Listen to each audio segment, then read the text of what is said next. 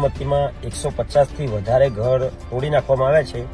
એમાં દરેક ઠાકોર સમાજના આગેવાનો જોડાયા છે, કલાકારો જોડાયા છે, હું પણ જોડાયો છું।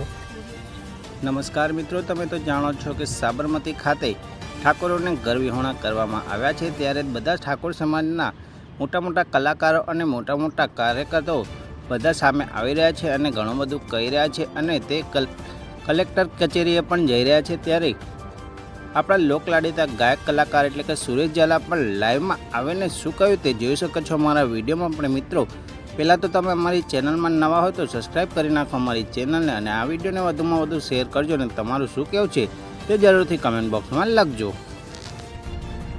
નમસ્કાર મિત્રો, હું છું તમારો સુરેશ ઝાલા અને ખરેખર આજે એક ગંભીર વાત કહું છું કે આપણે રામભાઈ એટલે કે રામભાઈની ખાડિયા ચાલી અમદાવાદ એટલે સાબરમતીમાં 150થી વધારે ઘર તોડી નાખવામાં આવ્યા છે।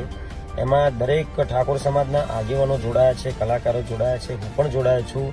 તો બધાને નમ્ર વિનંતી છે કે એમને ન્યાય આપવામાં તમે બધા પણ સાથે જોડાઓ અને જે પણ મદદ થાય એ યથાશક્તિ પ્રમાણે આપણે કરીએ એવી દરેકને નમ્ર વિનંતી છે, અપીલ છે મારા તરફથી। Thank you so much. જય માતાજી। દલિત સમાજના ભાઈ આગળ ભાષણ કરતા હતા, સરસ ભાષણ કરી, એ સમાજ પણ આપણને સપોર્ટ કરે છે। એટલે આપણે સમાજ તરીકે જે માગણી કરવાની છે, જે માગણી મૂકી છે એ માગણી આપણી સરકાર પૂરી કરે એ અપેક્ષા ભારત માતા કી જય, વંદે માતરમ। ભારત માતા કી જય, વંદે ઠાકોર સમાજની